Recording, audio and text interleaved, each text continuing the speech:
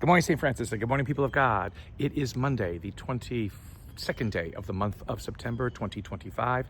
It is Monday of the 25th week of the year, the 25th week in Ordinary Time. So it's the 22nd of September. It's the 25th week in Ordinary Time. And it is at 2:19 today, Eastern Standard Time. It'll change as we go through the United States. But for the Northern Hemisphere, it will become fall. So our last day of summer, in one way, is this morning and this early part of the afternoon. And as we move into the later part of the afternoon, we move into autumn. So again, the autumn skies, the autumn sun, everything now begins to change as we move into a new season. So in that way, then we look at the prophet Ezra, because we've left the letter to Timothy. We would have done that on Saturday, and because we don't have masses on Saturday, we don't do reflection on Saturday. But now we move into the minor prophets, and we begin with Ezra. And Ezra is living at the time of the return of the Israelites from exile in Babylonia. And so what's happened historically is that Babylon and the empire has been conquered by Persia and its empire, and Persia becomes a very powerful force within the ancient world, and will be a threat in many ways to Greece and to Greek life and things like that.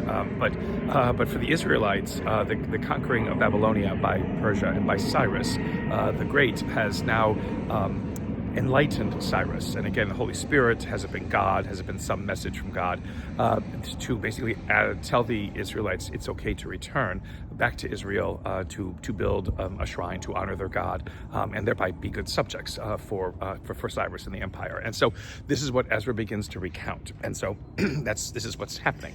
So this is what's going on. Again, why is it important to always know these kinds of things?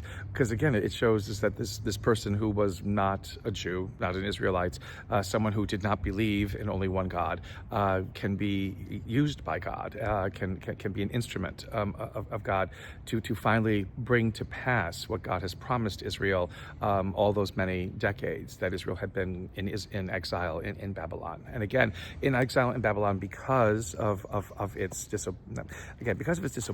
And again, you always have to look at this because of more of its stupidity, because it didn't bother to listen to what it is that God was telling them to do and to live in the way that God has asked them to do. And because of that, they go down avenues that were never good for them, and they end up losing everything, including their homeland and everything that they knew and the way in which they could worship, and things like that. And so now they return, and in this return, they will begin building the second temple, because the first temple that Solomon built has been destroyed when the Assyrians and then the Babylonians came and took over that area. So Cyrus brings them back, and everybody begins to help them come back.